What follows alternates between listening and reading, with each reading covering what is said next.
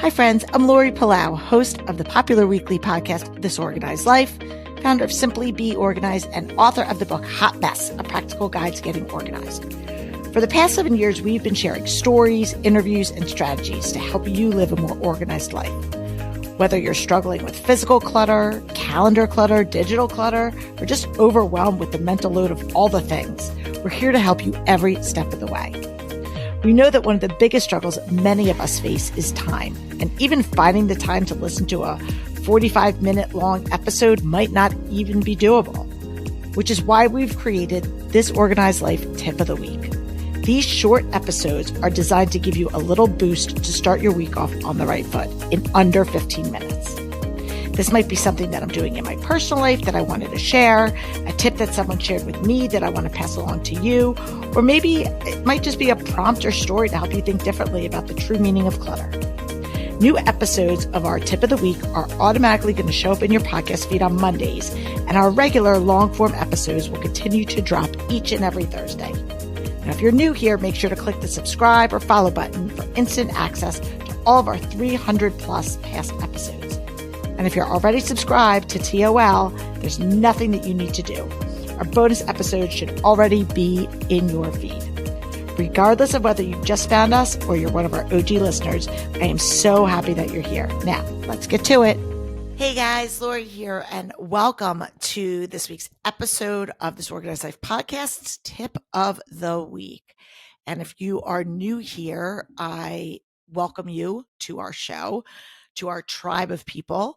Our tip of the weeks are our short form, quick, actionable nuggets of wisdom, hopefully, that you can use to help you start thinking and take action on living a more organized life in all different areas. We talk about physical clutter, we talk about emotional clutter, we talk about calendar clutter, financial, digital, all of the things. And today, I want to give you a short little action plan for scheduling doctor's appointments. And this is something that for some people, depending on where you are in life, it seems like this could be like a full-time job. I remember when my kids were little, and for those of you who don't know, they're grown-ish now, embarking onto young adulthood. But when they were little, they both had a bunch of like ailments, and I felt like I was at the doctor's all of the time.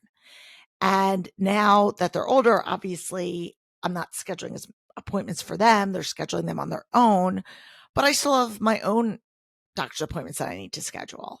And a lot of times when I talk to people, they're like, I feel like I can't get a hold of making all these appointments. I'm constantly flying by the seat of my pants. A lot of times I have friends now that are in the sandwich generation. And so they're also tasked with helping to schedule and coordinate doctor's appointments for their parents, which is a whole other layer.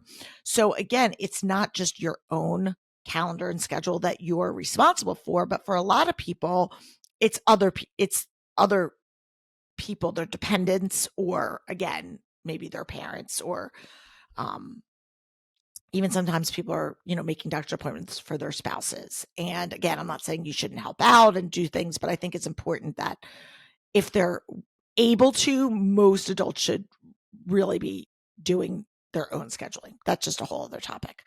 But the purpose of today's episode is really to try to help you find some strategies to streamline this process. Now, I understand that I'm trying to make a template or a rubric for something that a lot of times just comes up out of the blue. And I'm not talking about like, oh, my kid woke up sick and I have to call the pediatrician, make a sick visit. I'm talking about the proactive doctor's appointments that you have. And a lot of times when it comes to the people in our families, our parents, our kids, we're on the ball when it comes to them. But when it comes to our own health and well-being, we put ourselves in the back burner. We put ourselves in the back seat. And specifically as women, things that we need to be doing depending on the season or our ages, whether it's mammograms or routine checkups or pap smears or colonoscopies or going to the eye doctor or getting a derm check. All of these things are important. And a lot of times we will put them off just because there's it doesn't seem like it's a fire, and will oftentimes do the thing that is the loudest. You heard the expression, the squeaky wheel gets the grease.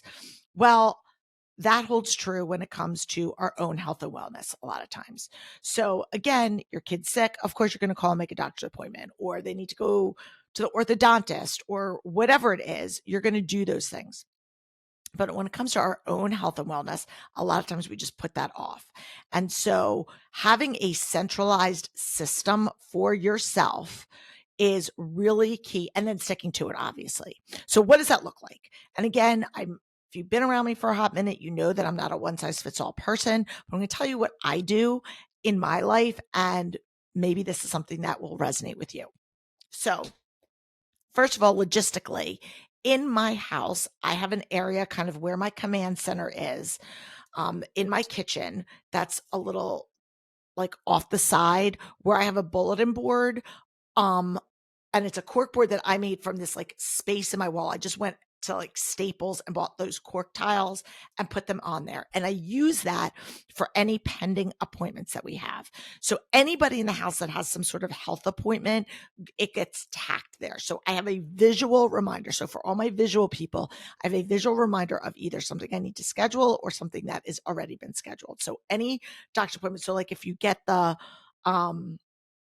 little card in the mail that says, oh, you're overdue for a eye doctor appointment, right? I'll make a note in my calendar on my to-do list, schedule eye doctor appointment. So the first thing I do is I put a reminder in my to-do list, and then I take that physical card and I tack it onto the bulletin board. So now I have in my to-do list, which for me is digital, and I use Tasks, which is part of the Google suite. But again, whatever you use to track your to-do list, I have schedule eye doctor appointment. So it's there as a reminder.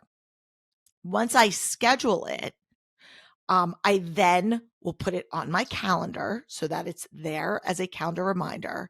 And then I will also go over to that physical card, and I'll just handwrite down appointment scheduled for whatever. So that way the reminder will come up on my calendar, and that's really what I'm using. But just in case, as a backup, I also put it on that actual physical card. You don't have to technically do that extra step, but if you want to, you just have it there.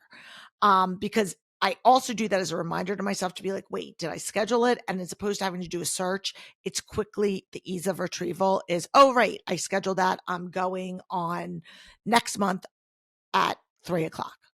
Because oftentimes a lot of these annual checkups and things that you need, you have to schedule them months in advance.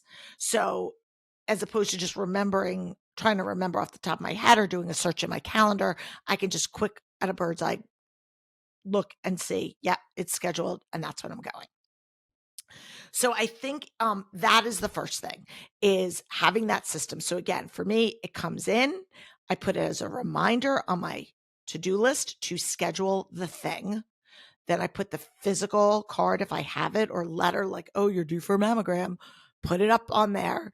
And then once it's done and scheduled, I will then check it off my to-do list, add the appointment to my calendar, and write it on a little note on the actual card or letter itself. Now, do I schedule as they come in? Usually, not always. I know that sounds weird. So I would love to say as soon as it comes in, I'm picking up the phone the next day, that it comes in the mail, and the next day I'm scheduling it. Probably not the case, because you know why? Life is busy. But what I try to do is carve out at least one. On Mondays are my day that I try to do it. It doesn't always, sometimes I'll do it on another day, but I try to say one Monday at least a month. And it could be a week if you're like, you have a lot of kids and a lot of things and all the whatever. But I try for myself, I try to do at least once a month. What appointments do I have coming up? What do I need to do? So I can batch them, essentially. I can batch all my appointments and then schedule them all at once. I could say, okay, I'm coming into, April's my birthday. So a lot of my appointments surround birthdays. So it's like, okay, what appointments do I need to schedule around then? And you can do this for other things. It doesn't just have to be doctor's appointments, but that's this tip of the week, but it's really any appointment. You could do it with your car.